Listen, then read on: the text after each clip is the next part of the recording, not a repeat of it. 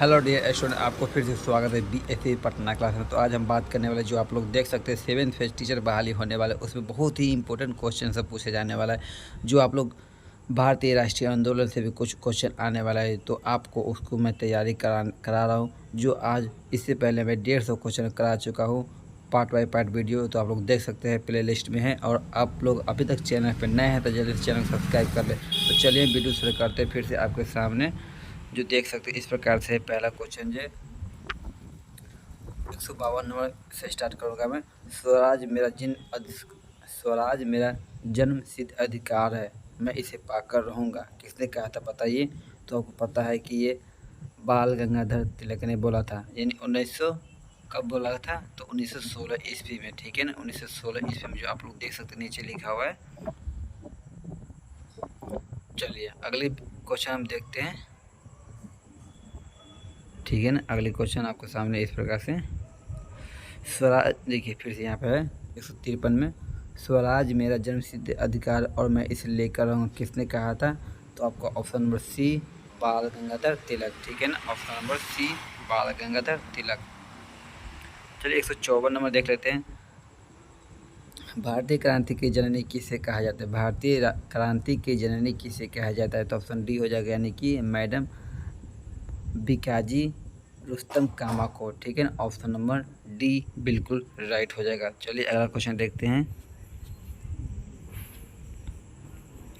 155 number देख लेते हैं। मैडम कामा ने भारत के त्रिरंगी स्वतंत्र ध्वज को किसने फहराया था बताइए। मैडम कामा ने भारत के तिरंगी स्वतंत्रता ध्वज को कहाँ फहराया था बताइए। तो इसका आंसर होगा आपका ऑप्शन नंबर सी, यानी स्टुअर्ट गार्ड में। कहाँ, स्टुअर्ट गार्ड में फहराया था। चलिए 156 देख लेते हैं।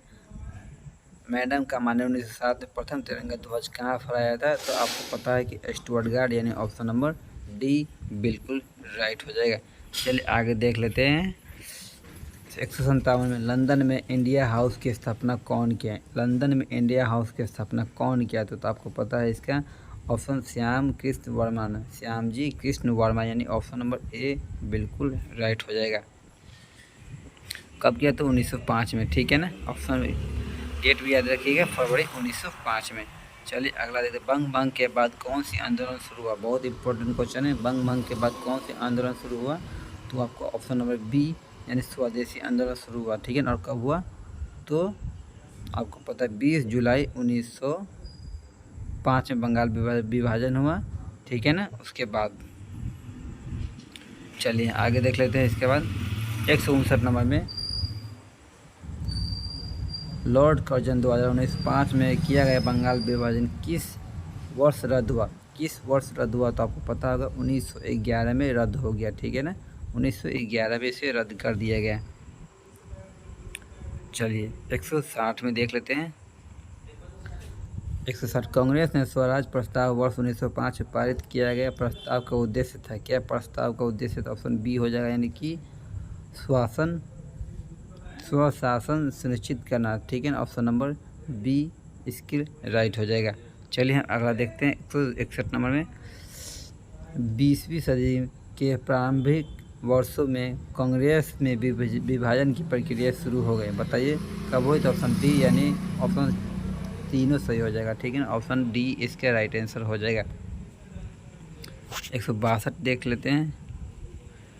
चलिए 162 में, मुसलमान यदि खुश है तो संतुष्ट है, तो भारत में ब्रिटिश शक्ति का महत्तम बचावा होगा, यह किसने कहा था, यह किसने लिखा था बताइए। Option number C, W Hunter ने। ऑप्शन नंबर सी बिल्कुल राइट।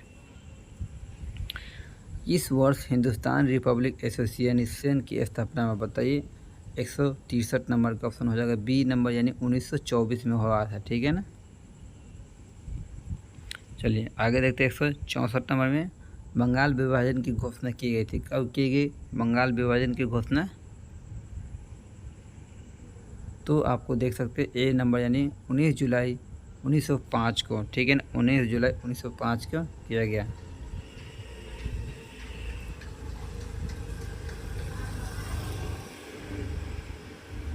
चलिए अगला देख लेते हैं क्वेश्चन। कर्जन वायली की हत्या के आरोप में किसे मृत्युदंड दिया गया? बताइए किसके मृत्युदंड दिया गया? तो इसका ऑप्शन हो जाएगा ऑप्शन नंबर ए यानी बिल्कुल मदन लाल धिंगरा को। ठीक है ना, मदन लाल धिंगरा को। चलिए अगले क्वेश्चन देख लेते हैं। इसी के साथ हमें 166 नंबर में मॉन्टेग्यू चेम्सफोर्ड की रिपोर्ट कब आए? बताइए मॉन्टेग्यू चेम्सफोर्ड की रिपोर्ट। बी नंबर यानी भारत सरकार अधिनियम 1919 के आधार पर बनी। ठीक है ना, ऑप्शन नंबर बी बिल्कुल राइट। 166 देख लेते हैं। New lamp of old lake श्रृंखला 1894 में सर्वहारी वर्ग के साथ संपर्क से बाहर लाने होने के लिए कांग्रेस की आलोचना की गई थी। ऑप्शन इसका हो जाएगा इसका लेखक कौन था? तो अरविंदो घोष ने। कौन था? अरविंदो घोष ने। बिल्कुल राइट हो जाएगा। चलिए अगले क्वेश्चन 168 देख लेते हैं। काकोरी ट्रेन डकैती कांड में किस क्रांतिकारियों की फांसी की सज़ा सुनाई गई? बताइए काकोरी ट्रेन डकैती की बात हो रही तो ऑप्शन हो जाएगा इसके ऑप्शन नंबर बिल्कुल राइट हो जाएगा ये राम प्रसाद बिस्मिल्लाह और अशफाक उल्लाह को। ऑप्शन ए बिल्कुल राइट हो जाएगा इसका। चलिए अगले क्वेश्चन देख लेते हैं। इसके साथ ही 169 में हिंदुस्तान सोशलिस्ट रिपब्लिक आर्मी के संस्थापक नेताओं में से एक थे। कौन थे? तो ऑप्शन बी भगत सिंह थे। ठीक है ना, भगत सिंह। चलिए 170 में निम्नलिखित पंक्तियों को किसने लिखा?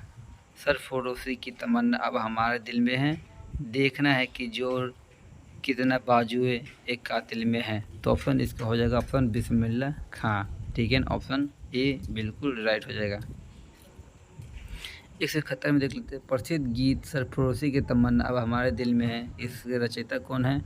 तो आपको पता है इसका ऑप्शन ई हो जाएगा डी नंबर। चलिए इसका आंसर हम नीचे देख लेते हैं। इनकलाब जिंदाबाद का नारा, इनकलाब जिंदाबाद का नारा किसने दिया था? 172 का। तो आपको ऑप्शन चलिए हम नीचे देख लेते हैं। तो इसका सी नंबर हो जाएगा, यानी भगत सिंह ने इसका दिया था। इनकलाब जिंदाबाद का नारा भगत सिंह ने दिया था। चलिए हम 173 देख लेते हैं। भगत सिंह राजगुरु सुखदेव को फांसी कब दिया गया?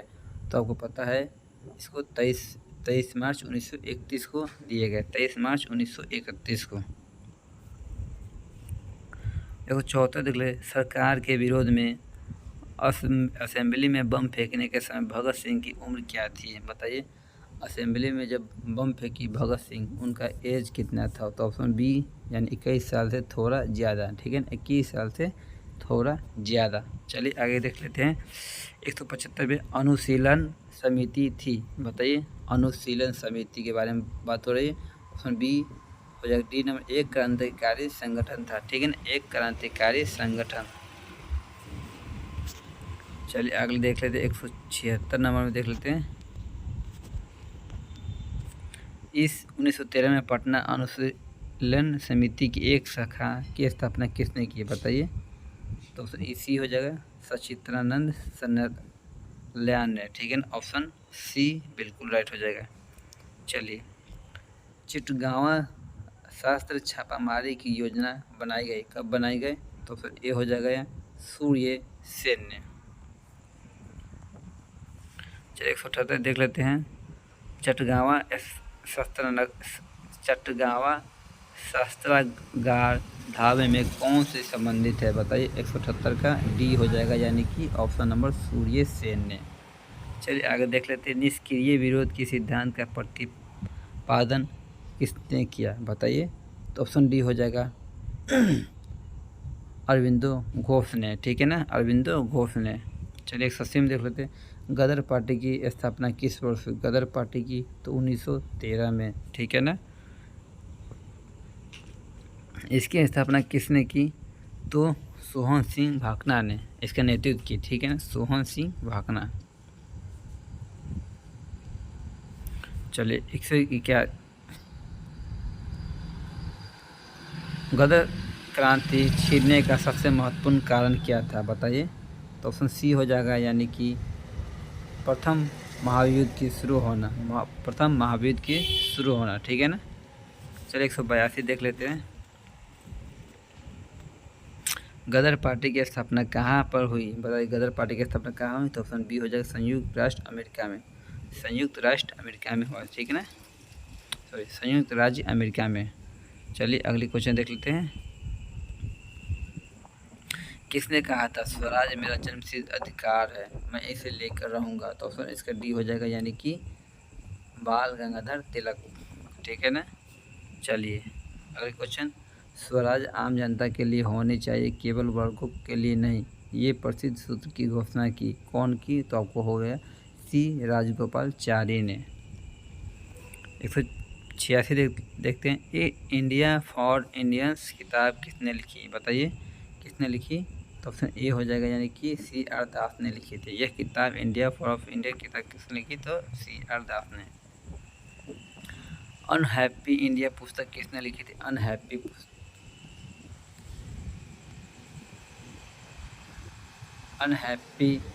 इंडिया पुस्तक किसने लिखी थी। ऑप्शन हो जाएगा सी नंबर, लाला लाजपत राय ने लिखी थी, ठीक है, लाला लाजपत राय ने लिखी। चलिए निम्नलिखित में से किस नेता ने 1906 में कलकत्ता कांग्रेस अधिवेशन की अध्यक्षता की। तो आपको पता होगा दादा भाई नौरोजी, यानी ऑप्शन डी। निम्नलिखित में से किसने ऑल इंडिया मुस्लिम लीग की स्थापना की, बताइए ऑल इंडिया मुस्लिम लीग की स्थापना किसने की। तो ऑप्शन डी हो जाएगा नवाब सलीमुल्लाह खान ने, नवाब सलीमुल्लाह खान है, ठीक है ना। चलिए 190 में देख लेते हैं। 1906 में मिंटो के शिमला में मिले मुसलमानों के लिए शिष्टमंडल के प्रार्थना की किसने की। तो ऑप्शन ए हो जाएगा मुसलमानों के लिए पृथक निर्वाचन वर्ग, ठीक है, ऑप्शन ए बिल्कुल इसका राइट हो जाएगा। निम्नलिखित में से किस अधिनियम में भारत में पृथक निर्वाचन मंडल का आरंभ किया, बताइए 191 हो जाएगा, ऑप्शन नंबर डी भारतीय परिषद अधिनियम 1909। चलिए निम्नलिखित में से किसका योगदान होम रूल लीग की स्थापना में नहीं है। चलिए नहीं है किसकी, तो आपको पता होगा TL, ये ऑप्शन डी बिल्कुल राइट हो जाएगा, ठीक है ना। और किसका किसका था तो आप देख सकते हैं इसमें। चलिए 193 देख लेते हैं। किस अधिवेशन में होम रूल समर्थक अपनी राजनीतिक शक्ति का सफलतापूर्वक प्रदर्शन कर सके, बताइए। तो ऑप्शन ए हो जाएगा कांग्रेस का अधिवेशन 1916 लखनऊ अधिवेशन, ठीक है ना, ऑप्शन नंबर ए बिल्कुल राइट हो जाएगा। चलिए 194 देख लेते हैं। शिक्षा में सुधार हेतु ब्रिटिश सरकार ने सैलेंडर विश्वविद्यालय आयोग की नियुक्ति किया, कब किया गया। ऑप्शन बी हो जाएगा 1917 में। आगे देख लेते हैं। होम रूल आंदोलन भारत के स्वतंत्रता संग्राम के एक नए चरण के आरंभ के घोतक था, क्योंकि बताइए। ऑप्शन ए हो जाएगा इसका, इसने देश के सामने शासन की एक ठोस योजना रखी, ऑप्शन बिल्कुल राइट हो जाएगा, ए नंबर। चलिए हम आगे देख लेते हैं। 96 नंबर। बंगाल विभाजन में प्रत्याघात के रूप में कौन सा आंदोलन शुरू हुआ, बताइए प्रत्याघात के रूप में कौन सा आंदोलन शुरू हुआ। तो ऑप्शन डी स्वदेशी आंदोलन, स्वदेशी आंदोलन शुरू हुआ। नोआखाली काल में महात्मा गांधी के सचिव कौन थे, बताइए महात्मा गांधी के सचिव कौन थे। ऑप्शन हो जाएगा सी प्यारे लाल, ठीक है ना, प्यारे लाल। चलिए किसने यूरोपियन नील बागान मालिकों द्वारा किसानों के शोषण की तरफ गांधी जी का ध्यान आकर्षित किया गया, बताइए। ऑप्शन बी यानी कि राजकुमार शुक्ल, ठीक है ना, राजकुमार शुक्ल। चलिए हम आज का यही 201 क्वेश्चन कर दिए। अगले वीडियो में फिर मिलेंगे, तब तक के लिए बाय। फिर नेक्स्ट वीडियो में मिलते हैं आपके साथ।